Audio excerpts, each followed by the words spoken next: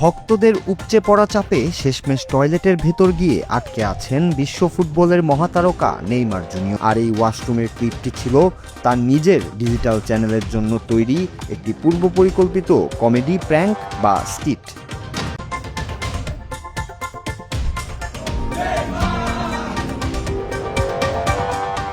ভক্তদের উপচে পড়া চাপে শেষমেশ টয়লেটের ভেতর গিয়ে আটকে আছেন বিশ্ব ফুটবলের মহাতারকা নেইমার জুনিয়র। আর বাইরে স্মার্টফোন ও ক্যামেরা হাতে উন্মুক্ত ভক্তদের উপচে পড়া ভিড়।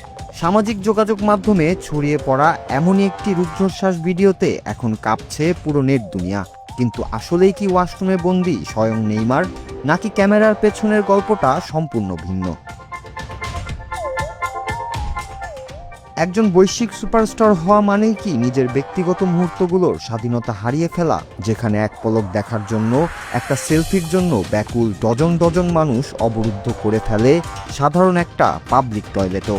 সম্প্রতি 2026 বিশ্বকাপের জন্য ব্রাজিলের 26 সদস্যের স্কোয়াডে 34 বছর বয়সী নেইমারের ফেরার খবর আসতেই তাকে নিয়ে উন্মাদনা আকাশচুম্বী। আর ঠিক এই আবেগের সুযোগ নিয়ে কোটি কোটি ভিউ কুড়িয়ে নিচ্ছে ফুটবল ভক্তদের স্তব্ধ করে দেওয়া এই ভিডিও। সোশ্যাল মিডিয়ার বিভিন্ন প্ল্যাটফর্মে ছড়িয়ে পড়া এই ভিডিওটি নিয়ে অনুসন্ধান শুরু করতেই বেরিয়ে আসে আসল সত্য। ভিডিওটি শেয়ার করে দাবি করা হচ্ছিল ব্রাজিলের ফরোয়ার্ড নেইমার জুনিয়রকে একদল জনতা একটি পাবলিক টয়লেটের ভেতর ঘিরে ধরেছে।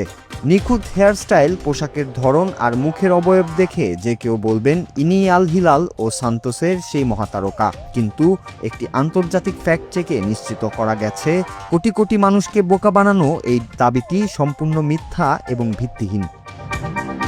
তাহলে কে এই ব্যক্তি?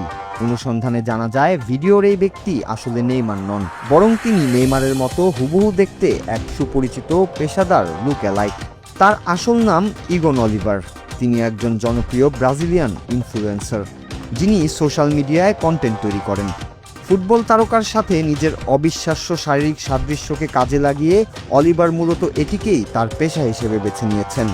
আর এই ওয়াশরুমের ক্লিপটি ছিল তার নিজের ডিজিটাল চ্যানেলের জন্য তৈরি একটি পূর্ব পরিকল্পিত কমেডি প্র্যাঙ্ক বা স্কিট। অলিভারের এই প্র্যাঙ্ক ভিডিওটি থার্ড পার্টি কিছু অ্যাকাউন্ট কোনো প্রেক্ষাপট ছাড়াই কেটে শেয়ার করতেই মুহূর্তে তা বিভ্রান্তি ছড়ায়। তবে বিশ্বজুড়ে ফুটবল ভক্তদের এভাবে বোকা বানানোর ঘটনা অলিভারের জন্য এবারই প্রথম নয়। কাতার বিশ্বকাপের সময় তিনি নিরাপত্তা বলয় এড়িয়ে মাঠের ভেতরে প্রবেশ করেছিলেন।